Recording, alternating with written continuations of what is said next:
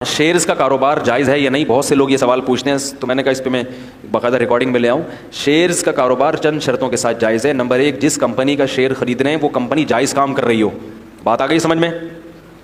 शराब की कंपनी के शेयर्स हराम है, ठीक है ना। बैंकों के शेयर्स हराम है, जायज़ काम हो, जायज़ प्रोडक्ट हो। दूसरी बात ये कि कंपनी वजूद में आ चुकी हो, यानी उसके एसेट्स वजूद में आ चुके हों, लिक्विड फॉर्म में उसके असासे ना हो। कंपनी जब वजूद में आती है तो सिर्फ पैसा ही होता है, लिक्विड फॉर्म में वो यानी घूम रहा होता है, अभी एसेट्स नहीं होते उसके पास। तो अगर लिक्विड फॉर्म में है तो फिर आप शेयर खरीद तो सकते हैं मगर प्रॉफिट के साथ बेच नहीं सकते, उसकी फेस वैल्यू पे बेचना पड़ेगा। जितने का शेयर है उसी कीमत पे बेच सकते हैं, उससे ज़्यादा नहीं, क्योंकि उस शेयर के पीछे पैसा है और पैसे पे आप पैसा नहीं कमा सकते।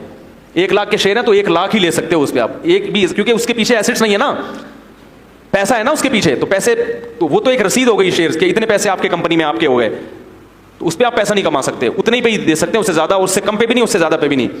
इसको इस्तिलाह में कहते हैं फेस वैल्यू पे बेच सकते हैं। तीसरी शर्त ये है कि क्योंकि जो कंपनियां जिनके आप शेयर खरीदते हैं वो बैंकों से सूदी कर्जे भी लेती हैं, जो कि लेना जायज़ नहीं है। तो आपको अगर कभी मौका मिले तो आप जो एनुअल मीटिंग होती है कंपनी की, उसमें आपके लिए आवाज़ उठाना फ़र्ज़ है कि ये कंपनी जो सूदी कर्जा ले रही है मैं इस पे दिल से खुश, बोलो भाई, नहीं। या बैंक को कंपनियां पैसे देके सूद भी लेती हैं जो उनकी इनकम का, बोलो भाई, हिस्सा होता है। ज़्यादातर तो ये होता है कि कंपनी जहां कारोबार में पैसा घुमाती है ना, वहां कंपनी बैंकों में रख के सूद भी लेती हैं, तो वो भी आपके प्रॉफिट में शामिल हो जाता है। तो कभी किसी मीटिंग में आवाज़ उठाने का मौका मिला तो ये उठाया जाए कि हम बैंक में पैसा रख के सूद लेने को जायज़ नहीं समझते, क्योंकि आप भी शेयर खरीदते उस कंपनी के शरीक हो जाते हैं। बात आ रही है समझ में? तो अगर आपको ये मौका मिलता है तो, या अगर नहीं मिलता तो फिर माफ़ है।